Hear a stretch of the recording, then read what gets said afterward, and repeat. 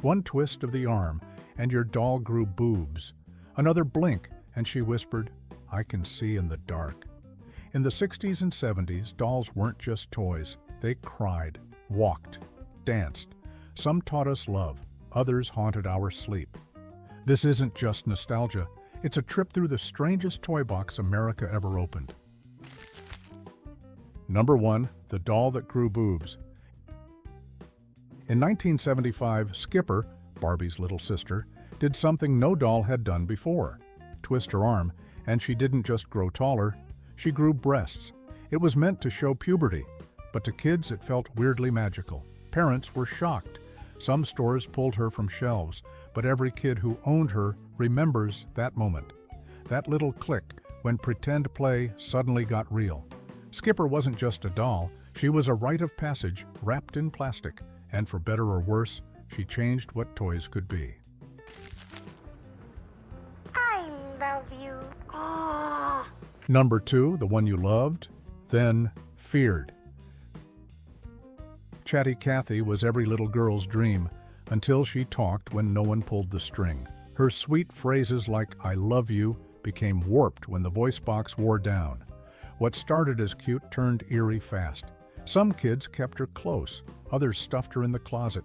She was the first doll that made you question your trust. Could something so innocent really sound that creepy? For many, she was a lesson wrapped in plastic. Love can fade, and even the friendliest face can give you chills when the room goes quiet. Number 3, the doll that needed you too much. Baby Alive looked cute in the box, but once you fed her, the trouble began. She ate mushy food, drank from a bottle, and then needed a diaper change, fast. She could cry, leak, and make a mess better than any real baby. Parents called it good training. Kids called it exhausting. Some loved the realism, others quit halfway through snack time. Baby Alive wasn't just a toy, she was work. And for many kids, she delivered the first lesson of parenthood. Cute doesn't always mean easy. Number 4, the one that actually danced. In 1969, Swingy hit the shelves, and your living room turned into a dance floor. She swayed her arms, flipped her hair, and grooved to her own pop record. Kids loved her energy until the motor jammed and she started twitching like a broken jukebox. But when she worked, she was magic. Swingy wasn't just a doll, she was your first dance partner, your private show. For a generation raised on radio hits and soda pop, she made you feel like you belonged on stage, even if it was just the shag carpet. Number 5, the eyes that followed you. Baby C was supposed to be sweet until she spoke. Her lips moved, her eyes blinked, and her favorite line? "I can see in the dark, can you?" For some kids, she was a marvel. For others, pure nightmare fuel, especially when she sat across the room, staring. Parents thought she was innovative, but at night, those glassy eyes felt a little too alive. She was the first doll that didn't just play with you. She watched you, and once you noticed, you never unnoticed. Number 6, the silent star you secretly envied. She didn't cry, talk, or move, but every girl wanted Velvet. With platinum blonde hair and perfect little outfits, she was Chrissy's cooler cousin, the one your best friend had, but you didn't. Velvet wasn't loud or flashy, she was elegant, almost untouchable, and that made her powerful. Girls with Velvet didn't just play, they displayed.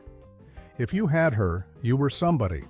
If you didn't, you remembered exactly who did. Decades later, the envy still lingers. Because sometimes the quietest dolls made the loudest impact without saying a single word.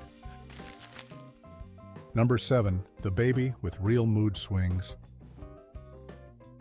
Cheerful Tearful wasn't just a doll, she was a tiny emotional roller coaster. Move her arm up, she smiled. Move it down, instant pout. Add a little water, and she cried real tears. Kids loved the idea of fixing her sadness. But looking back, she wasn't just a toy, she was training. Teaching little girls to manage moods that weren't their own. Comfort her, cheer her up, repeat. For many, she was their first taste of emotional labor, served up with plastic curls and a pink dress. And we didn't even know it had a name. Number 8. The troll who broke the rules. In a world of lifelike babies and talking dolls, trolls were the oddballs, and that's why we loved them. With neon hair, goofy grins, and wide-eyed stares, they didn't cry, walk, or do anything useful. But they didn't need to. They were lucky charms, desk mascots, and backpack buddies. Kids clipped them everywhere like tiny, smiling rebels. Trolls didn't ask to be cared for. They just existed, weird and proud. In a toy aisle full of expectations, they gave us permission to be different, and sometimes that was more magical than blinking eyes or battery tricks. Number 9. The hair that grew and grew. Chrissy was every short-haired girl's dream. Her bright orange dress, wide eyes, and growing ponytail made her feel like magic in your hands. Pull her hair and it flowed longer. Turn the dial on her back and it retracted. But here's the catch. Once you cut it, it was gone for good. No resets, no replacements, just regret in synthetic strands. For many kids, Chrissy was their first lesson in irreversible choices. She didn't just offer beauty on demand, she taught you that even toys come with consequences. And that made her unforgettable. Number 10. The baby who walked away. Baby First Step wasn't just a doll, she was a mechanical miracle. You'd wind her up, let go, and watch her take real steps across the floor. Sometimes she walked straight, sometimes into walls. But to a kid in the early 70s, she felt alive. Then came Talking Baby First Step. Now she moved and spoke. That combo was groundbreaking and just a little unsettling. She didn't need much imagination. She delivered the action herself. For many kids, it was the first time a toy felt like it had a will of its own, and that changed everything. Number 11, the one that made you a little mom. Betsy Wetsy looked harmless until you realized how much work she was. Feed her a bottle, and soon enough, she wet her diaper, refill, repeat, clean up the mess. Some kids loved the realism, others got tired fast. Parents claimed it taught responsibility, but to many little girls it felt more like pressure. You weren't just playing, you were parenting. Betsy didn't blink or cry, but she demanded care. And in a time when girls were expected to practice for motherhood, she was more than a toy, she was an assignment disguised in lace and plastic. Number 12, the one who talked too much. Charmin Chatty didn't just talk, she never stopped. At 24 inches tall and dressed like a schoolgirl, she came with 5 double-sided records and over 100 phrases. You'd dress her as a nurse, and she'd talk about medicine. As a traveler, she had vacation tips. At first, it felt magical, like she was alive. But after the 10th outfit and endless chatter, kids learned something new. Even pretend friends can wear you out. She wasn't just talkative, she was relentless. And for some kids, that was the first lesson in needing a little quiet.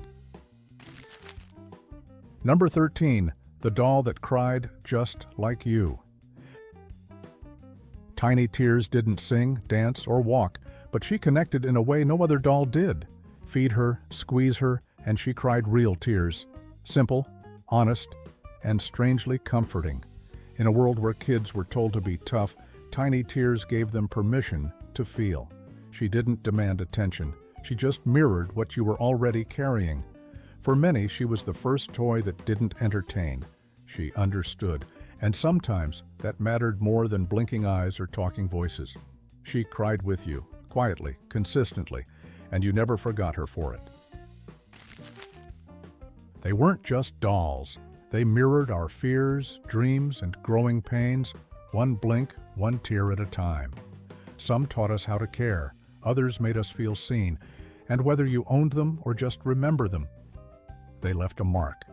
Which one still lives in your memory?